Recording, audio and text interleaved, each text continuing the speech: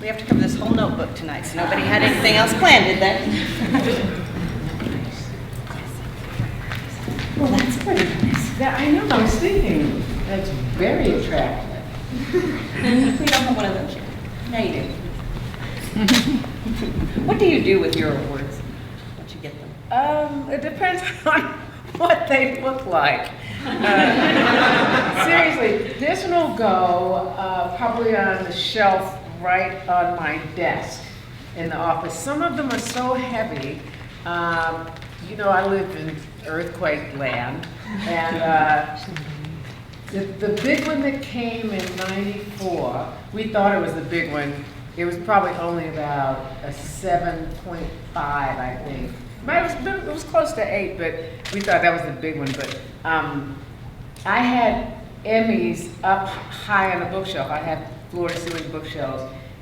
Emmy came down through, I had 3 at that point, or 2. They came down and embedded through the carpet into the hardwood. One of them crashed down through the earth, the other one was smushed like this. I have other awards that they weigh anywhere from, 15 to 20 pounds. And I learned to not keep them up high. So they actually sit on the floor around the house. But my floors are very clean. And I see them because we sit on the floor a lot. That's nice. Yeah. So now, when we were watching we were peeking around and watching the clip reel, you saw Miss Firecracker and you said, oh, that's my favorite. So do you play favorites as an actress before? No, I don't really. I so love Popeye. The thing is, it is the experience. Because I'm always, mainly I'm doing other people's stories. I'm telling other people's stories. I'm helping them tell their story. So each time out, it's the experience. Who I'm with, what happens. There's 100 people on set every time. I mean, I'm talking about a film audience, you all know that, but this is for the civilians. There's gaffers, lighting people, makeup, property masters, all kinds of, everybody's got a job on the set. And then there's like, the actors. We are the least important ones because none of it can happen. You wouldn't know about anything we've done unless it was for all the other departments. So it is the experience of being there with those people that I have, that I'll say, oh, that was such a good time, oh, that was one of my favorite times. But when I think about characters I've ever played, somebody I'd like to spend time with is Popeye. She was closest to my sense of humor and all like that. You've sort of done everything from Lemony Snicket to 12 Years a Slave. So I guess how do you choose the projects that you're going to do? Because you've amassed over these years such a wide array. I haven't, but let me just say this other thing that I was smiling at. Oh my God, I'm so grateful. I had worked with some really amazing actors. I was sitting there seeing Joe Morton. You guys, some of you young ones know Joe Morton. He was the African-American guy in the Miss Evers clip we just saw. He's Olivia Pope's dad. Joe was he did very studious roles for years. He's a great theater actor. And I just love it when he got, Daddy Pope, because he got to be just like, ice water in the veins, villain and all. And then Tim Robbins, whom I love dearly, it makes me so happy. Not only do I get to do what I do, but I'm so rich because of the people, the artists that I get to spend my life with. So, what did you ask me about? That was such a good answer, I don't even care. I did get a chance to meet your niece. I think we've got some family. I don't know, whichever one waves. That one. Oh, hello, Kennedy. Me. And then we found out that my husband and you went to the same high school in Tulsa, although not at the same time. Bishop Kelly. Bishop Kelly. Yeah. It's the Bishop Kelly Comets. Yeah. Oh, there's some Bishop Kelly in there. Is there? But I just like it. So now you've come back to Oklahoma to receive this award. How often do you get back, or how connected do you feel to Oklahoma? What do you take with you from here out into the wider world? Girl, let's see. Okay, I was back for my sister and my brother-in-law's 50th wedding anniversary in February. Nice. I was probably here last year. I come back probably, I try to come see them at least once a year because nobody can seem to find their way to California. My husband's the youngest in his family. We were always trooping across country, across the Atlantic, seeing our big sisters and brothers, because none of them ever come to us. But what do I take from Oklahoma? You know, to be honest, I carry things that happened so many years ago the way we do wherever we're from. But where I lived doesn't exist anymore. That Oklahoma doesn't exist, but I got everything I needed from it. What are some of the things that you needed that you take? Well, I didn't know I needed until you got that situation and, you know, you're like, damn, I'm stronger than I know. I'm smarter than I know. I don't take no BS off of people, you know, that kind of stuff. Well, you know, life stuff. I was saying this morning when I was talking to the girls, you know, when your mama says, oh, you're a pretty black girl, look at you, you're so cute. And you're like, Mom, you know, I know it doesn't count if you say it. But you get to Hollywood and, you know, people who are representing you say, oh, I heard that there was something happening. You know, two of my girlfriends were up for a role. And they said, oh no, Alfre, that says cute black girl. They said, that's an attractive young black woman. That's not for you. And it doesn't crush you. Because your mama said you was cute. So obviously it's just their point of view. You realize that. And you know, I mean, this is another truism about Oklahoma. I've never felt at home here. My mother said, and I'm being frank with y'all, my mother said when I was 4 years old, I told her when I was a grown woman I was going to live in Southern California. And she said, she asked me why. I said, because the sun comes out every day, you go to Disneyland whenever you want.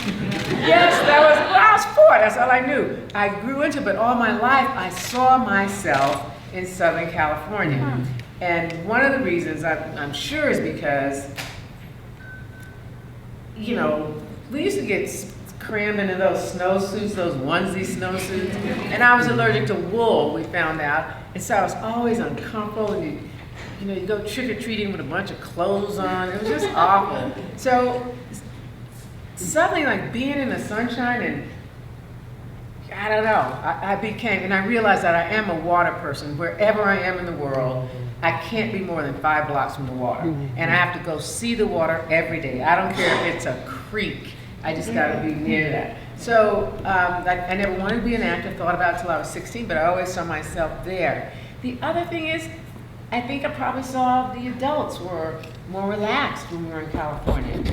Little did I know until I realized, when taking my children on holiday all the time, they were on vacation, of course they were.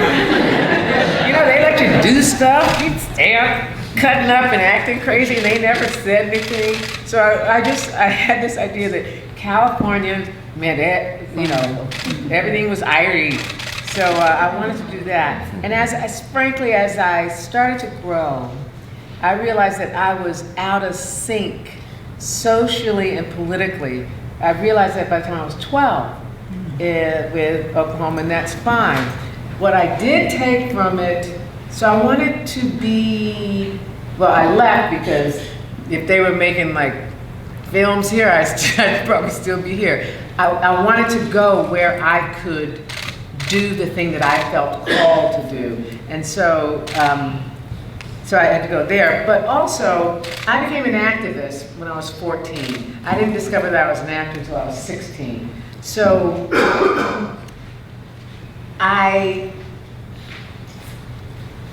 the thing that I took from Oklahoma is, although at large, I am not in sync with the majority politics of Oklahoma, But y'all, you know, y'all got all those blue and purple pockets off in here, so hang tight, y'all. But I always tell people, person to person in Oklahoma, people will give you the shirt off the bat. So that's what you have to know about wherever you are, is that you appeal to the person, you connect with the people, and that's what I took from here is, and it's an extension of how our parents raised us. My mother never let a child near her go hungry, even think they were hungry. And women were like that. Now we get a little hesitant, but you didn't see if a woman drove by a kid on the street that was alone, you slowed down and say, "Where's your mama? Where are you going? How's it going? Are you okay?" You did that. And so those are the kind of values that I took, and So you've done a lot over these years. What is the secret to the longevity? And it seems like you've always worked. You have credits dating back. You've got an Oscar nomination that's 35 years old. I mean, you just keep going. When I set out, like I said, it was a calling, and I wanted longevity, so I made my decisions that way. I didn't try to get in, you know, booty call 2 or beer house 1, and that kind of stuff. Those are fun, you know, but you know what is lasting, and what I knew would be lasting. The reason I got into it was to tell the people's stories, and I also thought I would never be in something that I wouldn't watch. And it's not snotty, it's just like, how do you decide? How do you give yourself parameters? It could be anything. You know, I'm only going to be in films that start with a B or whatever you want to say. You have to give yourself parameters in life because there are none, and you can just be all over the place about anything. So mine was that's a simple thing. No harm, nothing against the other things, because you can't see everything, but I just decided that was a good way. I would never be in anything that I wouldn't watch. And when my children were born, I honestly said and believed I would never, because we'd always have dinner guests all the time, and let the kids be at the table with the adults, and you speak and talk and be part of the whole evening. And I said I would never do business with anybody I wouldn't have at the dinner table with my children. I'd have a bunch more money if I did. It's like, no, that's not why we're here. So now you. Oh, I have to tell you. Okay, one of them. I was in the Emmy magazine this past spring, I think, but I've got 4. 2 of them were crushed because they fell in the earthquake. One of them was in an El Nino, so I put it outside in what was the family room, but now it's my husband's lair after the kids left. And so it was on the floor, and the El Nino came in, so we had flooding out there. So she got water damage. It was like it's all rusted halfway up Jimmy's little dress. And then I have one there's nothing wrong with her. That was in since climate change. They haven't rained in 15 years. But my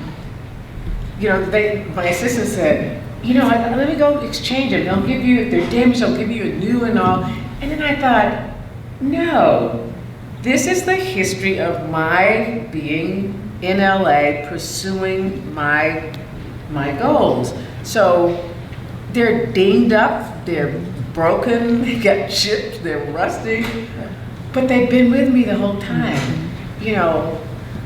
I am dinged up, crushed and rusty, but it's like I'm still just gonna stand and wave that flag. Showbiz ain't always pretty.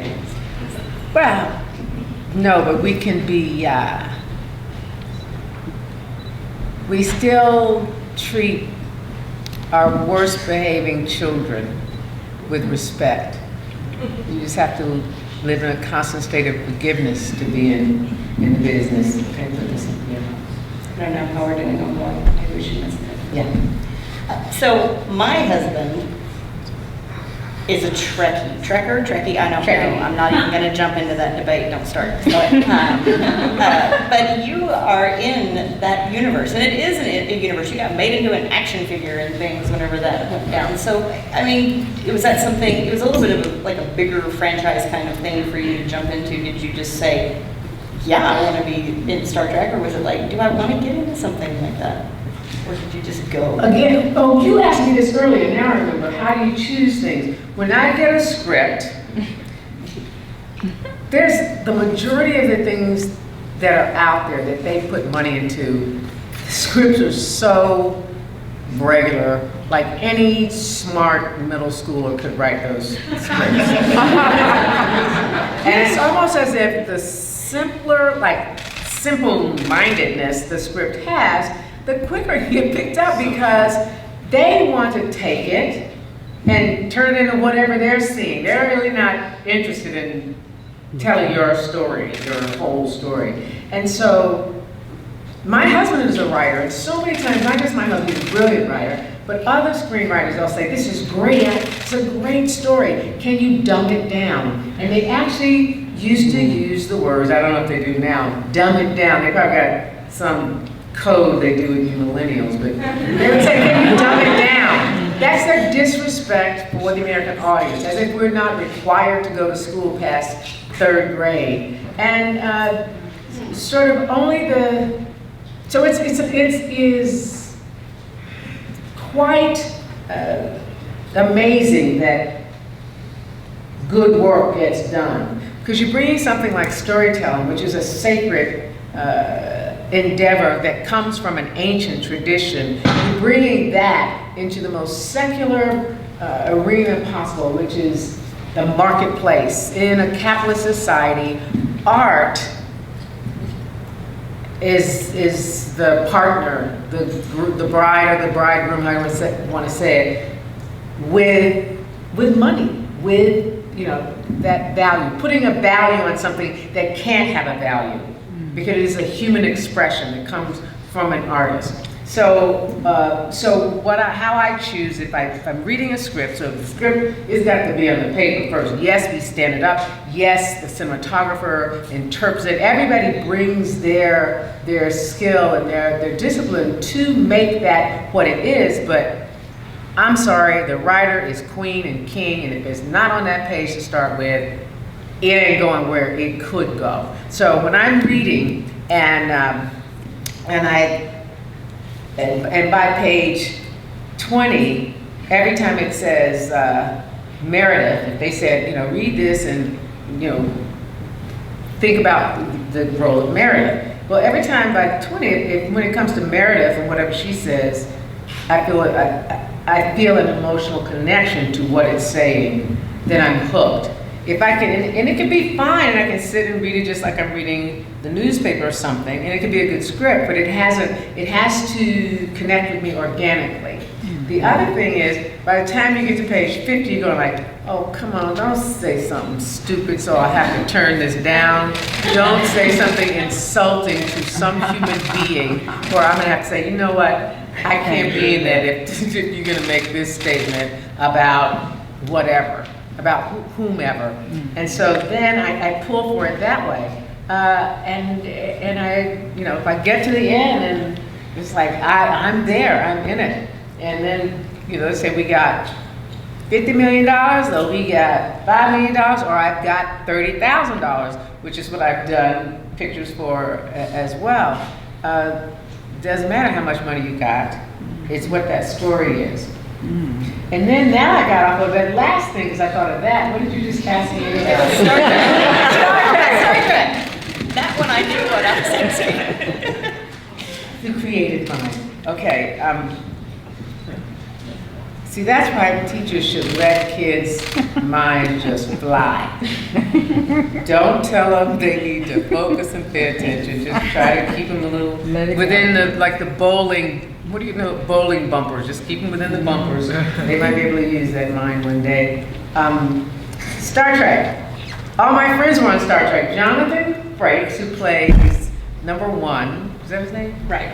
Yeah. My husband, I know that. Why do I know that? But Jonathan Frakes and I got to Hollywood at the same time. There's a whole bunch of actors, we got there at the same time. We were young together, and we used to pool all our money for chicken, and we'd barbecue, and then pool all your money for beer and stuff I'm not even gonna tell y'all about. And we'd hang out together. You'd be at each other's house, you know, playing games, doing stuff. You just pass out and sleep. Like, I don't wanna drive all the way back 40 minutes to my house. So we all lived together. And I was talking about my godmother, he said something about my godmother one day, and he said, and somebody else said something about their godmother. He said, what were we, 23, 22, 23? He said, I don't have a godmother. My parents never gave me a godmother. And I said, oh, wow, oh.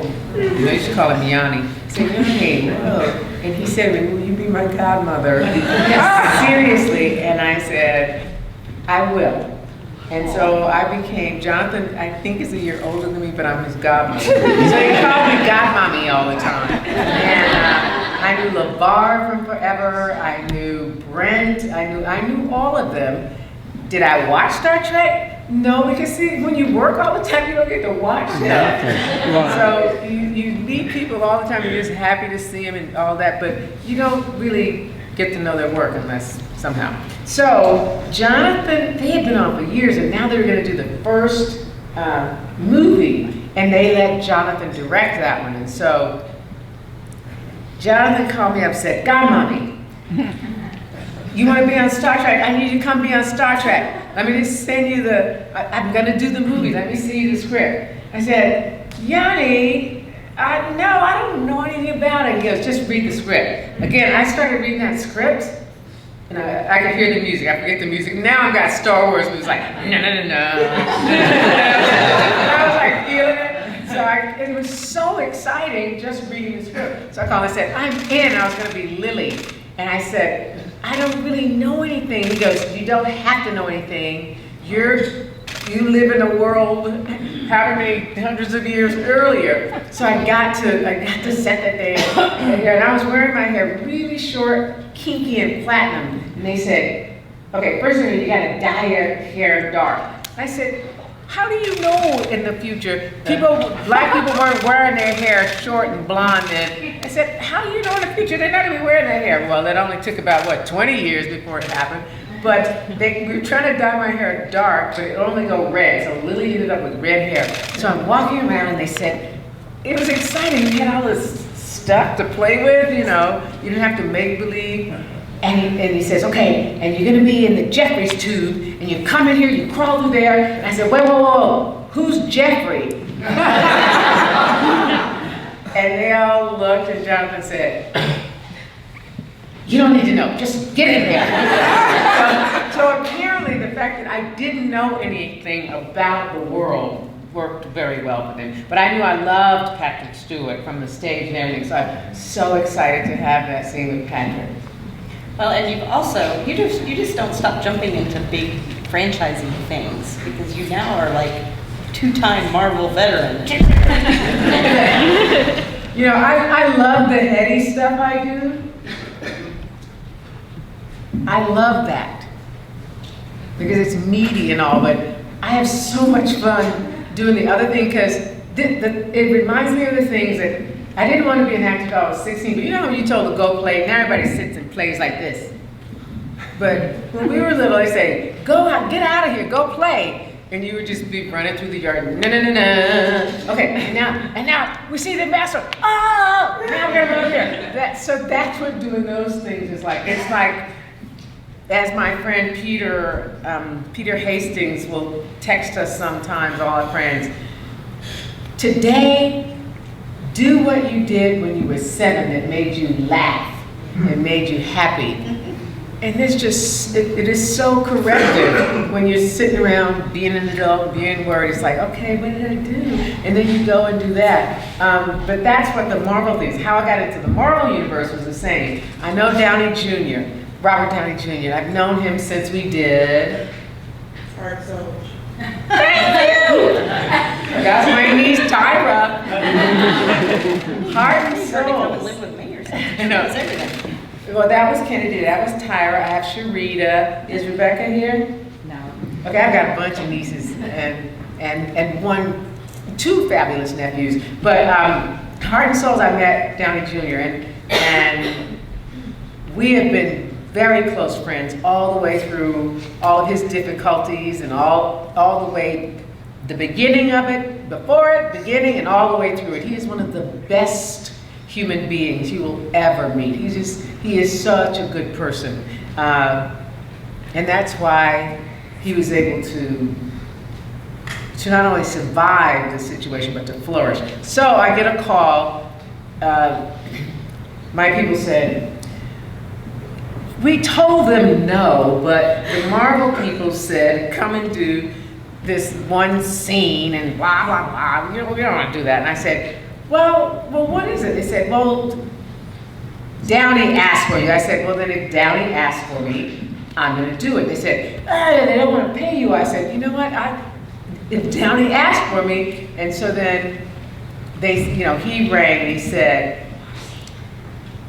there's Captain America, and it's a whole scene where the Civil War, so all of the superheroes they come to a point where the governments want to control them because, of course, they fight evil, but they wreak havoc wherever they are. They're tearing down buildings, people are falling and getting killed and all. And so there's a scene at the top where he meets a woman. She's the mother of a young man that was killed in the previous movie by falling debris and all that. So a mother of collateral, what people call collateral damage. And he says, I just have to know in that scene, because that's the only way I can believe he himself as an actor can believe all the way through the film what he's got to believe. Like, yes, Iron Man's thing was, yes, we got to come into this together and let the government control us and send us out when they need us as super weapons. And so, and I get that. So I said to the people, of course my people said no, but I love that because they're protecting me and they also have good taste and they think about my longevity. But I said, okay, this is the bargain to the Marvel people. You don't have to give me my salary, but give me some respect. Come right here and I'll do it. So that's how I got into that. And then, and Downey Jr. and it only took us 3 takes to get what we needed, but we love each other so much and we wanted to be together that we kept saying, okay, we need another take. So we stretched our work out to 2 hours, which is what I did with Steve McQueen with 12 Years a Slave, because he's so brilliant. I just didn't want that scene to be over. That was the whole thing, the reason I did that as well. But then they rang me and said, Marvel Television wants you to do this thing. I got something to tell you all about that. Wants you to do this thing called Luke Cage, and they talked about that. And I don't have to go into that unless you want to later about that. So then I played Mariah. Well, when the fans saw that the Marvel fans saw that I was going to be Mariah, there was excitement because apparently they've always wanted the Marvel universe to cross the television universe and the film universe. It's one Marvel universe. So they thought, oh, okay, when she was downstairs, she's not really the mother. She was really, Mariah, the villainous city councilwoman, and they were trying to connect it. And it was just, and then when they realized there was no connection, they got mad. It's like, because I think supposedly only 3 of us has ever crossed. 3 characters in the film universe have been also in the television universe. I'm long-winded, so you had to cut me off. And you know why I'm long-winded? Because my family is long-winded.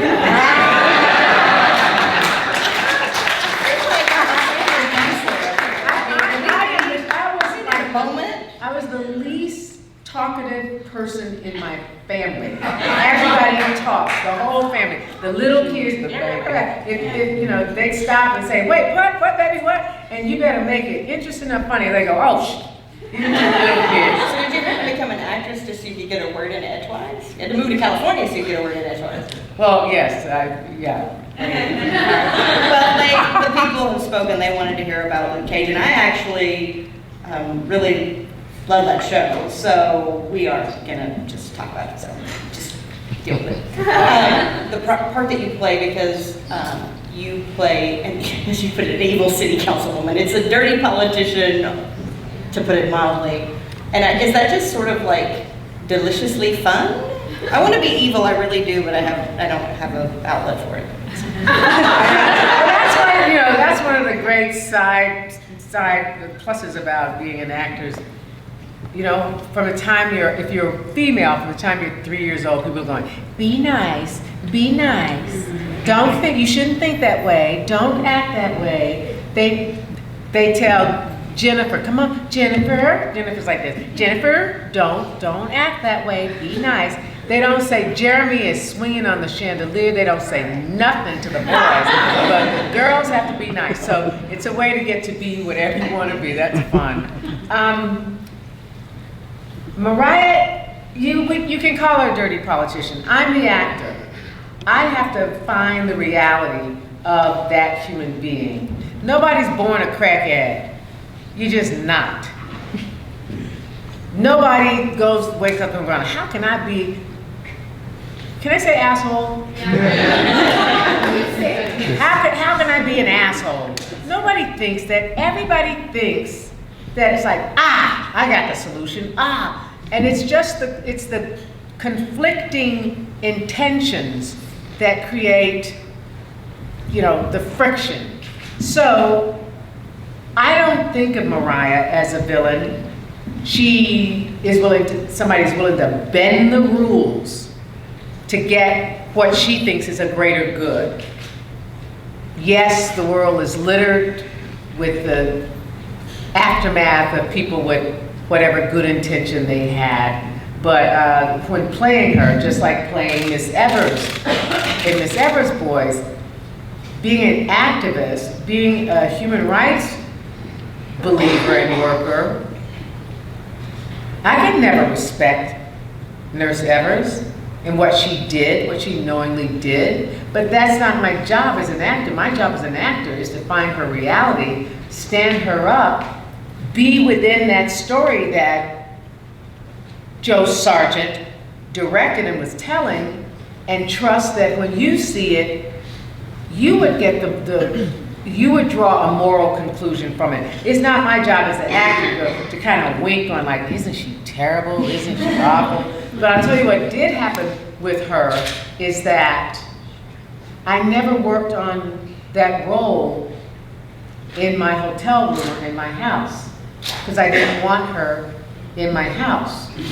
So I worked on building her when I was outside of the hotel, when I was somewhere else, because I didn't, whether I liked her or agreed with her was not my job.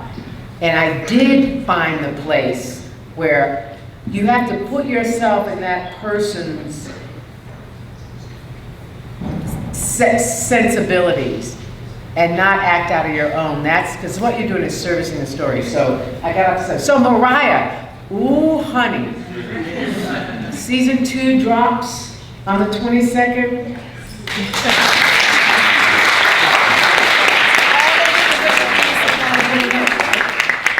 Let me just tell you, it is off the chain. I was a choir girl compared to where she goes this time. And, you know, and Luke gets to be the shining hero. Mariah's the hero of her own story. Yeah. So, they did have some exciting announcements that came out about this season, the second season of Luke Cage, which was that one of the things that Marvel said they were going to do was they were going to have almost half of the episodes directed by women. 6 of the 13 episodes were going to be directed by women. All of Jessica Jones was directed by women. Do you feel like there are more opportunities that are being brought for women filmmakers, for filmmakers of color, or are we just sort of hearing the same things that we've always heard and nothing changes?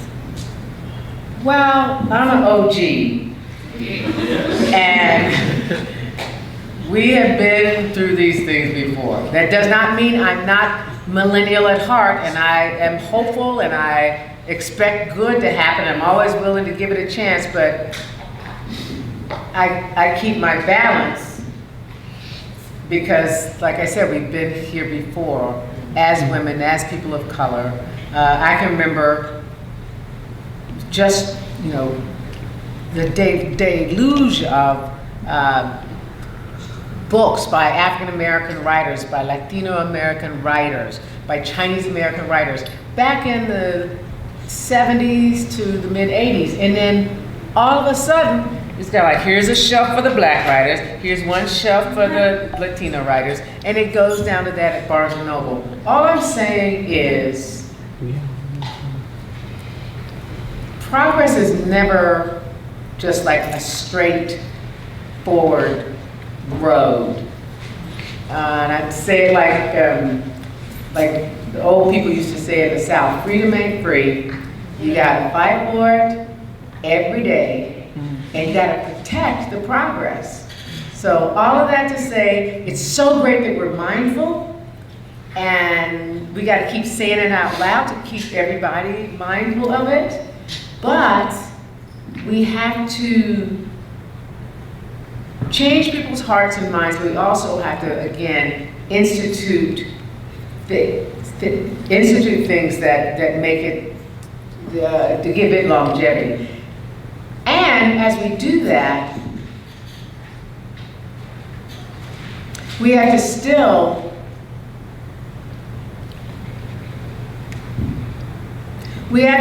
keep our responsibility of delivering.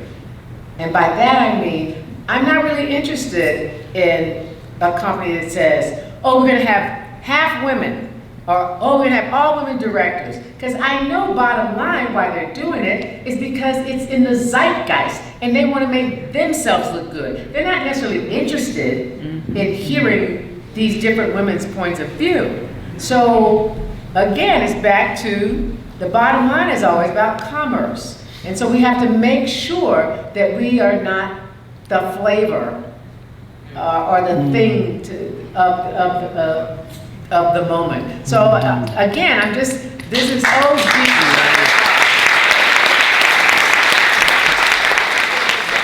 Another responsibility is, just like Jeremy and Jennifer, the Jennifers have to keep their stuff so tight because you got yours got to be tight because you're a woman. So you got to come strong with your skill, with your preparedness, with how you run your set. Because Jeremy can slap all around and do some bullshit work, and he's still gonna get those opportunities. So all I'm saying to all of the sisters is make sure it's tight. You know, can't give any excuse.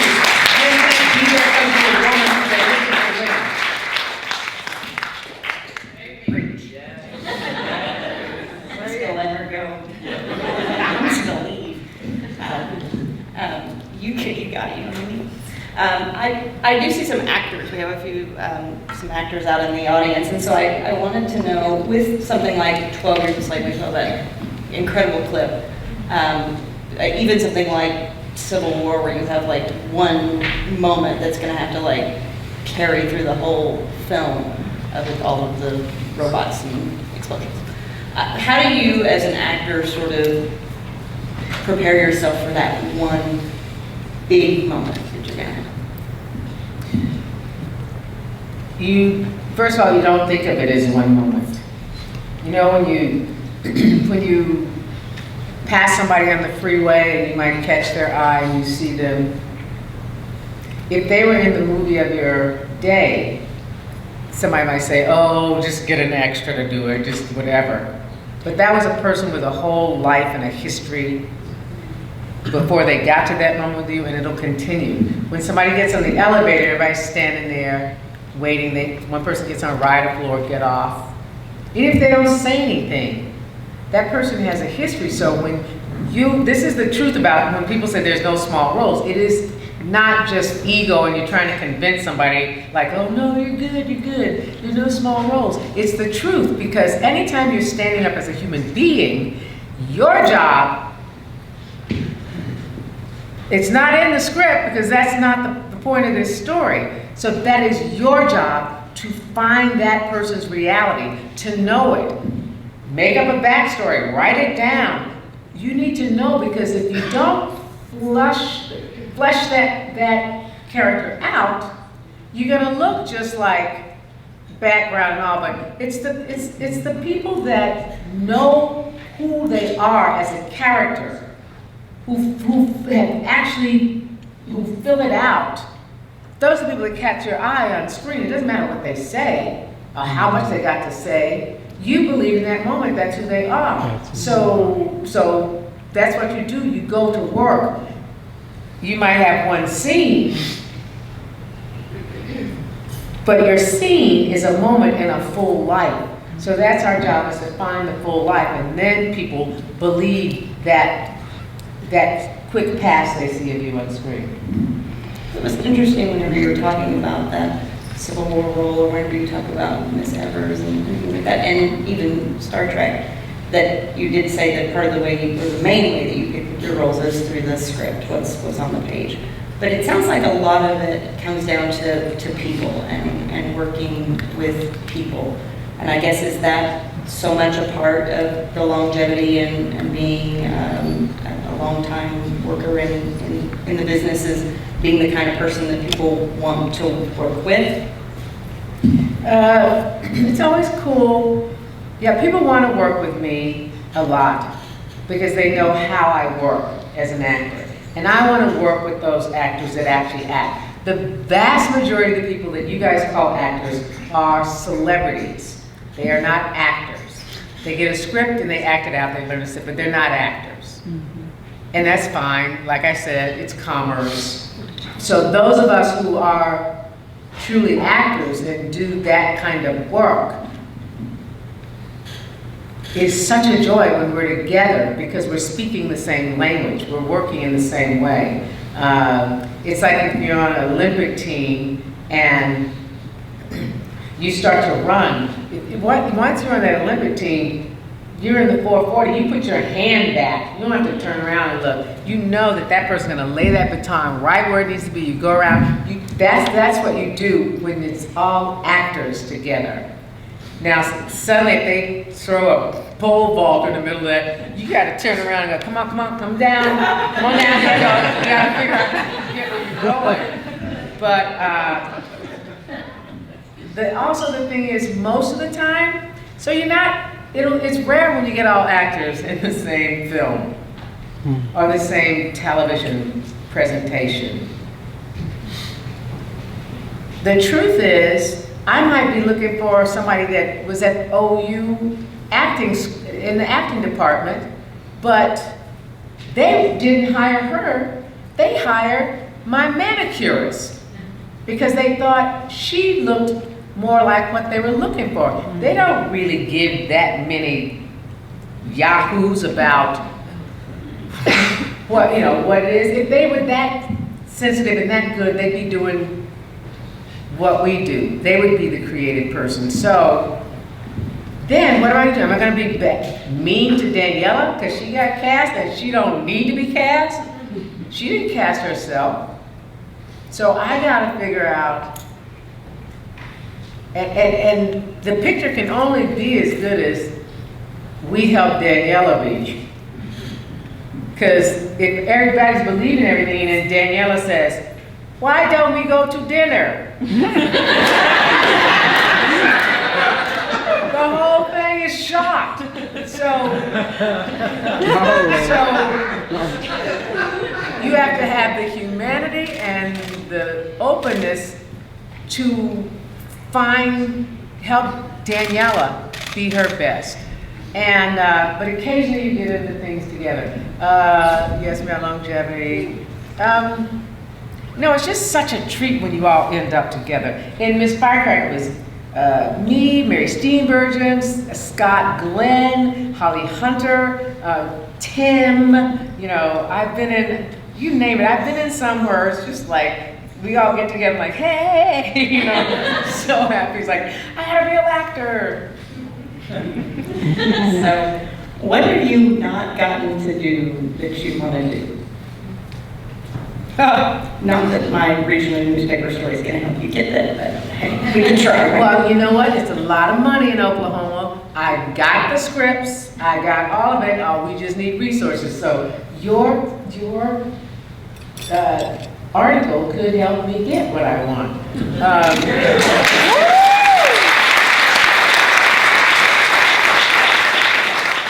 so tell me what you want so we can figure this out. Make it happen, Kat. The answer is I've got scripts. I've got, you know, probably about 5 projects that I would love to get funded. One is called Damascus Gate.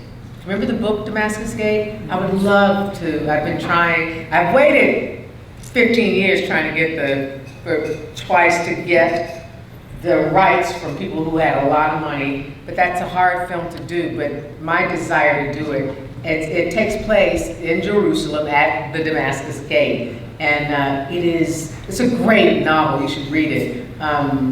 But again, I think you understand something about the Mideast conflict from a story about the neighborhood, because we think of it as some foreign thing, and we know the different players, but in the old city, everybody's there together. There's something that happened in Jerusalem, like about 6 religions.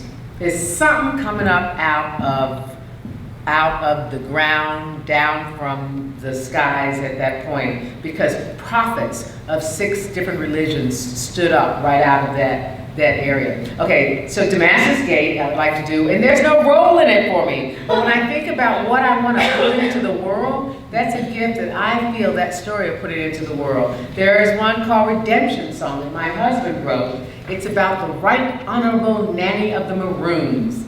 And little Jamaican kids, they'd say to you, when you act up and you're showing out in public, they'd snap that. Now, Nanny didn't catch bullets for you to act like that. Because it was believed that Nanny could catch bullets. She was so amazing. The Maroons were the Africans, and still to this day live up in Nanny Town, at the top of the hills in Jamaica.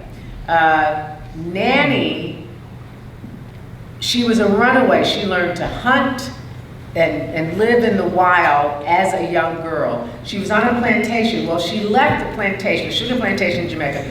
She ran away. She mounted, or what do you know, the only campaign against British forces that they signed a peace treaty with her. They never could catch her. Little Jamaican woman, I mean, just in the wild. She stole slaves off the plantations. They would get out and she'd teach them all these, you know, how to survive. And they established communities up in the hills. And the British army went nuts trying to, they couldn't stop her. So they finally, you know, they had this peace treaty. But she's on like the $500 million coin, you know. Jamaican currency is not you know, doesn't have that kind of value. But they named her the Right Honorable Nanny of the Maroons. Now, he wrote that when I was young enough to be nanny, because you need it at a certain age. I aged out of that. My husband said, but there's no bear. Well, I was, oh great, I get to be the obeah, the old obeah. I said, but so you gotta make me a producer. He goes, okay, you give me one of the producers. But I'd like to do that. But you know what? When I think about it, because I'm not a writer, I don't really say, you know what I'd like to play, you know what I'd like to do? I depend on writers to give me those great ideas. I'm just not interested in being, you know, everybody's mama, everyday mama. I played enough mamas. And the problem is, I'm not even going to talk about mediocre writers. I'm only talking about really good writers. Even really good writers have a problem writing mothers. And I figured out why. Frankly, you can take a mother from any script, any movie, mix them up, just change their clothes, they're all the same. We either deify mothers or we demonize mothers. And I realize why, again, I'm only talking about really good writers, is that when you are in your teen years, so, oh, mom, when you're like up until you get around 12 and you're going through puberty, in your teen years, there's parts of your brain shut down so that other parts can grow.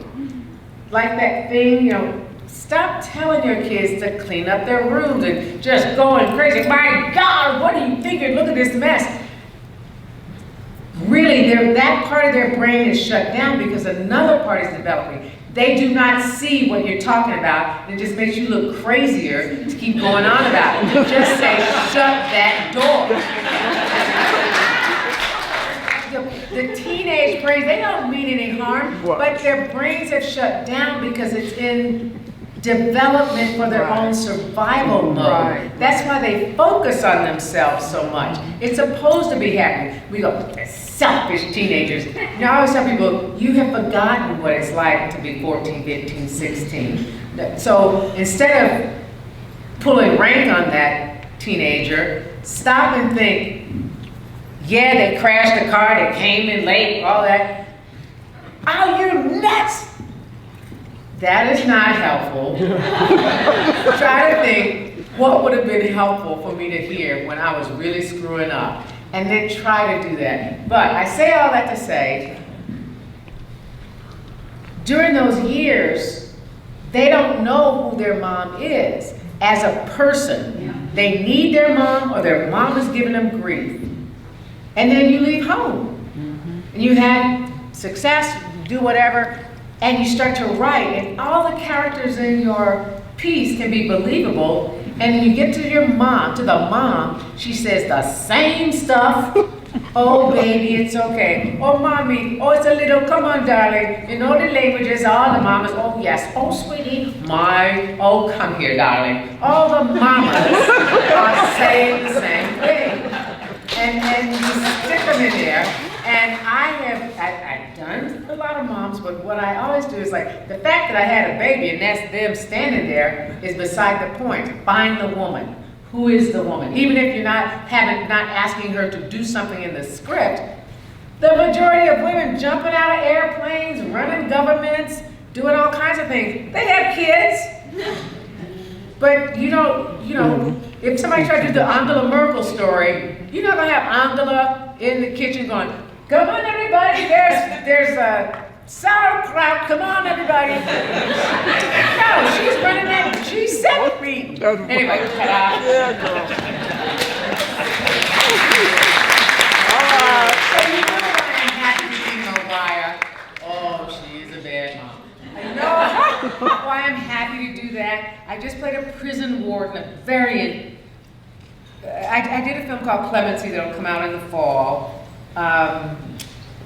You must see it. It's from the perspective of the people. People are for the death penalty, against the death penalty, but we never look at it from the point of view of the people we charge to carry it out. So it's a look at their lives. They have PTSD that makes Afghan veterans look like they are perfectly, walking in clover. It is, so it's there. Then my husband did a picture he wrote for me called Juanita that'll come out in the fall on Netflix, where Juanita decides, you know what? She got grown children. Her children said, Mom, I'm going to the club tonight. Keep Keisha. Mom's like early 50s. Well, maybe I had something to do. And everybody laughs. What did you have to do? It's that thing of not looking at women. It's like, whatever you're doing and however hot you think you are, we've been doing it longer than you have.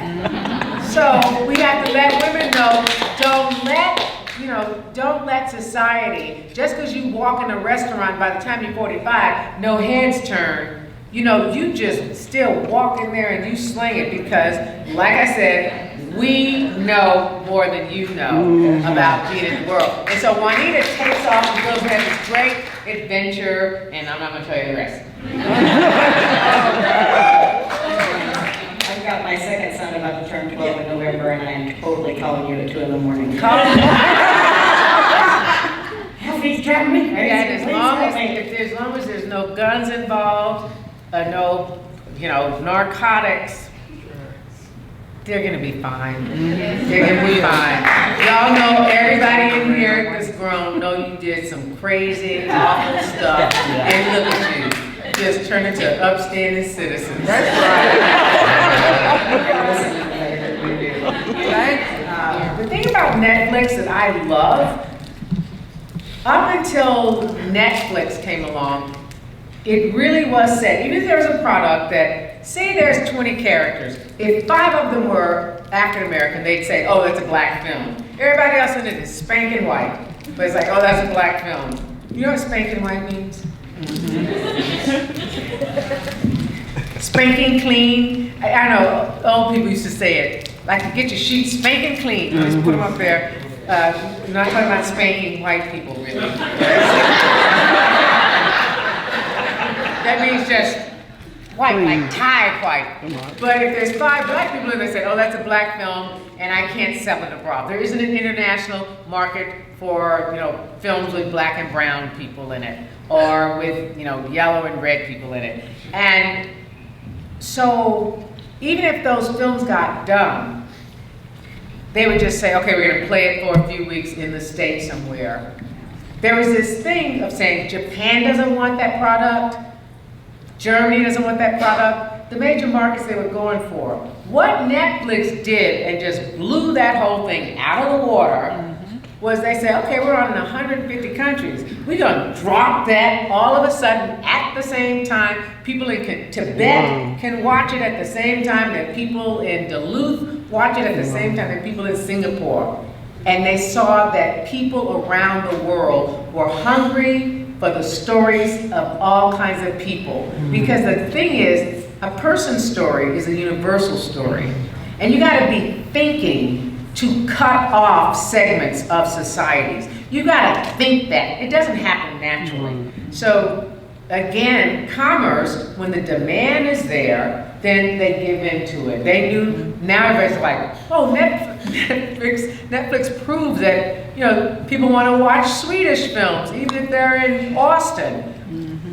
But before, the people that held the distribution would say, oh no, they don't want to see that in Austin. They're not going to watch, they're not going to read subtitles in Austin, and it's just BS. So anyway, so that's one of the advantages is that, and Amazon only did it just because Netflix did it, but yeah, once something works, everybody tries to replicate it. But you always have to find out, go to the root of why it works, not just, broadcasting your seed the way Miss, you know what I found out? This is one thing that I love about acting, is you continue to learn all your life. Betty White is still learning stuff. That's why she's got that light in her. You never lose the millennial in yourself. And you get more formidable because you've got experiences to add with that light that can't get put out. But I never knew, the term broadcasting, do you know what it means? We think of it as broadcasting, an image or a sound, but it was a term in planting. Instead of doing the rows and putting in so many seeds so you don't get too many plants, too many crops coming up at one spot, you would make the ground, till the ground, but not do rows, and cast the seed wherever. I learned that, and it made a difference. Lance, leave us alone. You're the mic off, mommy, too. I decided. You cut that mic off. We got big voices. But I learned that because she was saying about Master, what was my name? Mistress Shaw. Master Shaw. She goes, something about him broadcasting is, all over. People thought it was him broadcasting his love for her. What she was saying was, I know he mess around. That's beside the point. I'm sitting here fabulous in this house, as long as he smile at me and do right by me. But that's, you have to learn things. sadly, I went on a tour of Ohio prisons because I didn't want to just take that script and act it out. I needed to know what it felt like. And I met those people that have to put people to death. And actually, I can't tell you that yet. But some people changed their lives behind the conversations we had. But anyway, how much time do we have? I don't know. I didn't bring my phone. 5 more minutes.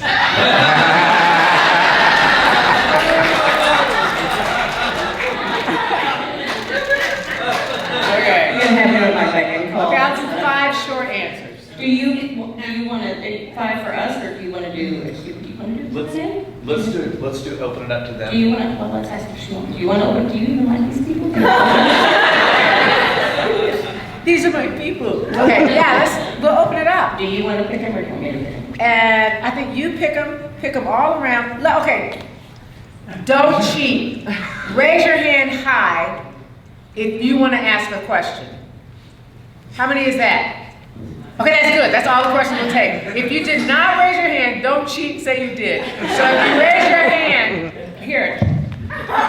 I got a big voice. If you raise your hand, let's start going. Let's go fast. Okay, so. Hello, Hi. my name is Mauricio Griffin, Tulsa, Oklahoma. What was your most challenging role to play?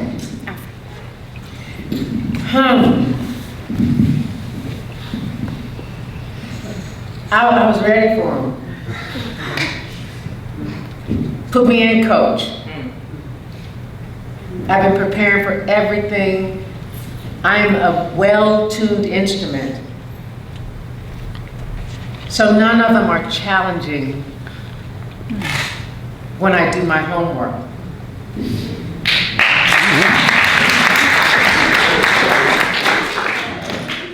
Hello, Ms. Woodard. My name is Prince Ellis. Great voice. Go ahead. Thank you. I had a radio show. It worked out.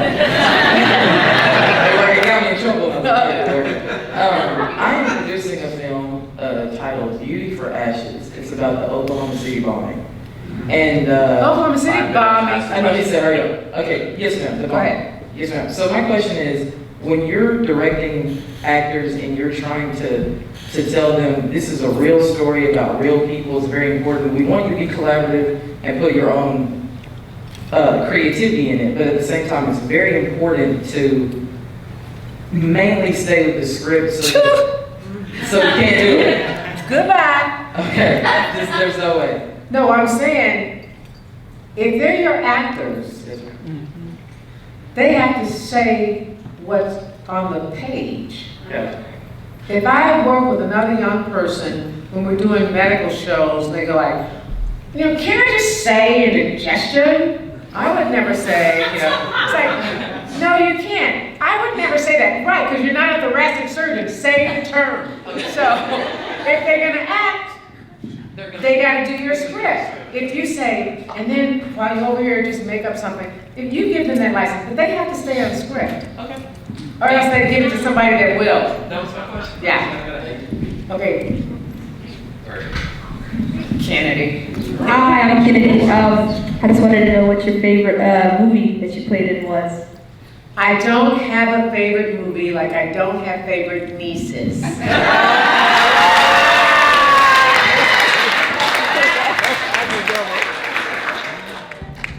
Look in here. Put it up close. Okay, can you hear me? When you said you started acting at 16. I can't hear you. Talk. Oh, I'm sorry. When you said you started acting at 16, I was wondering what advice would you give for beginning actors and, casting? For beginning actors, first of all, don't start acting until, before the age of 14 at the earliest. If you want to play, and there's some plays when you're a kid, get in it and play. Don't fall into the trap of thinking, ooh, so-and-so's on Nickelodeon, ooh, they're on there. Yes, they are on there, but, please, you don't want their life, trust me. So if you really are wanting to act, I would write. Just write as much as you can. What you want to do is get your creative juices flowing. And the thing is, my generation, like I said, you couldn't get things done unless you went to the mogul and pleaded with him, let you do this and all that. Now, YouTube, the internet, that's the democratization of storytelling, right? Because when you are an actor, if that's what you end up wanting to do, you might say, you know what, actors are just the field hands. I want to be in charge. I want to produce. I want to edit. So there's all the other things, but all you want to do is to get your creative juices flowing and to know who you are, to bring yourself wholly to a work. And then, when you finish high school, I would either find a college program that has a good acting department, or I would go to somewhere like the Neighborhood Playhouse in New York. There's HB Studios, there's places where you can get professional training, but don't even step in front of a camera, no matter how natural you are, how precocious and wonderful you are, unless you want to do celebrity acting for the rest of your life. But all those celebrity actors, I'm not going to call any names, but if you want to act, go and train and make it a skill so you can depend upon it. Or so your director can depend upon your skill. Hi. You mentioned writing a backstory for your characters, so I'm curious which of your characters you felt was the most Oklahoma. Like, was there one that you were like, this is an Oklahoma woman, like this comes from my Oklahoma growing up? Yeah. Well,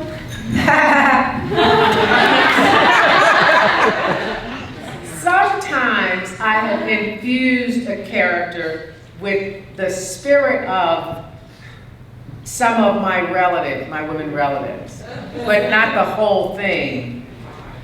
But sometimes it'll be more in terms of movement or a vocal pattern. But you know how as a writer, you can have a historical person, a person who lived, a person that is living now, but when you just write your fiction, those are still real people, because our mind takes millions of pictures, like within minutes. And everything that you have, the same way that I use this, I play this instrument inside this body, spirit, psyche, all of that is an instrument I play the same way that Yo-Yo Ma plays his violin. No, his cello. Ooh, he's a friend. Don't tell him I said a cello.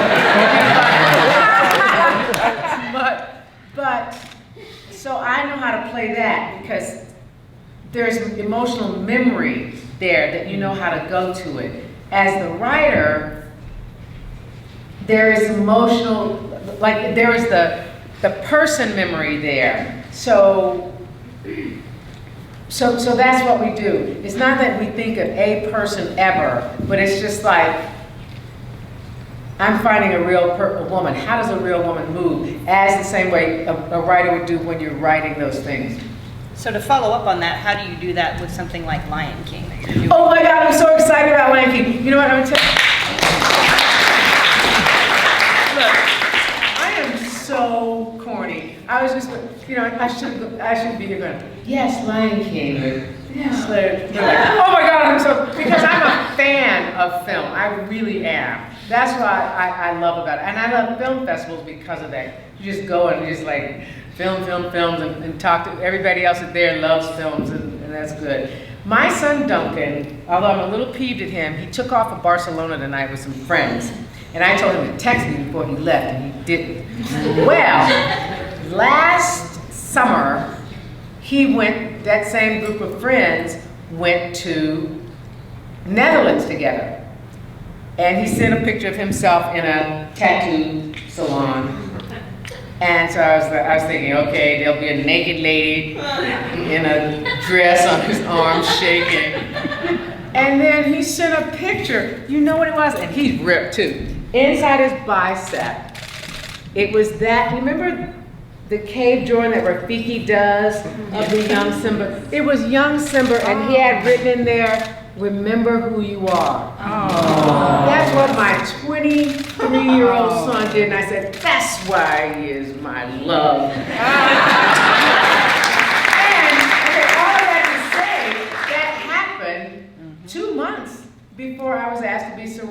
So you know what's so cool about doing it? I love doing, I did dinosaur and things like that, is that you get together with all the true nerds, you think you're a nerd, and they're so happy, and you know, like one person will be working on you know, young Simba for 2 or 3 years. You know how Jungle Book happened and it went to that live action thing that was off the regular animation? Lion King, I've been watching Jon Favreau, I've been, you know, working with him and doing my voiceover. He showed me, oh my Lord, he showed me the stampede scene, and they are real animals that they've computer generated, but it's shot in a real savannah. Oh, it was amazing. I was sobbing. I had snot going everywhere. He just showed me this savannah. Then he showed me this one where, and it wasn't quite filled out yet. It was still kind of in a drawing stage, but he showed me the scene, Can You Feel the Love Tonight? It was Donna and Beyonce singing.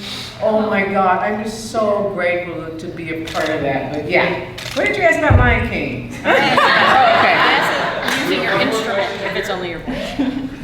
Hello, Ms. Woodard, how you doing? Good. I am live. I'm with the Oklahoma Film and Music Office. The Oklahoma what? Oklahoma Film and Music Office here. Film and Music office. music. That's the word. Yes. I was just wondering, what will make you bring one of your projects here to the state? Money.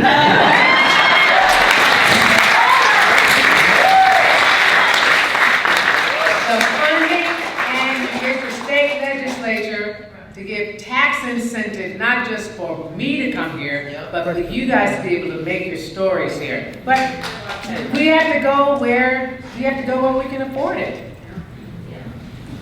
Well, so can we have a round of applause